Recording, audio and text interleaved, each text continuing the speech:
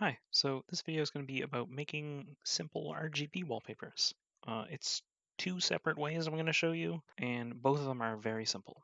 The first one is this result, which is a scrolling, colorful wallpaper, and the other way will be it will all be one color, but the whole color will cycle through the spectrum, and I'll show you that in a second. So to start, I'm going to delete both of these assets, go into Photoshop. This is my starting wallpaper. This is where I got the idea from. I'm just going to make it black and white. You don't have to do that. This will work with any wallpaper because we're just replacing the colors. But I'm going to start with a black and white wallpaper to make it kind of more obvious. I'm going to make a new layer, take my gradient, add a rainbow gradient, and then just make a gradient the same size as the picture. So we're going to save this out as rainbow, and then save out our background. You could also just Google rainbow gradient, and you will likely find one. Okay, so we have our two items saved. I'm going to drag them both into Wallpaper Engine.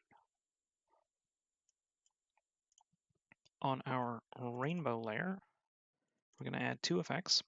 One of them is the scroll effect, which makes it move, and you can control the speed with the X slider. Or if you want to make it go up and down, you would have to make your gradient in the up and down direction. You could add, how would we do that? Let's do this just for fun. So we're going to add transform. We would add a transform anyways. It would let you make your gradient narrower or wider, and then the angle slider will let you turn it. So let's make it go up instead of horizontal or sideways. So now we have our rainbow animation made.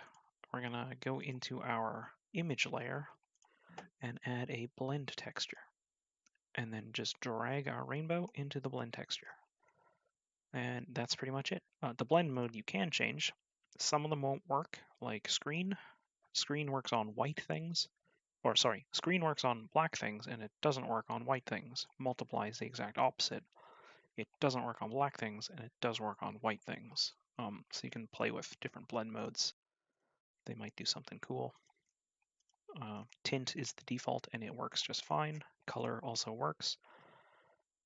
So that's it for the first effect. You just make a rainbow gradient, animate it with scroll, and add it to your main layer with a blend texture. The second effect is actually even easier. So I'm going to hide this blend that we just did, and I'm just going to add another effect.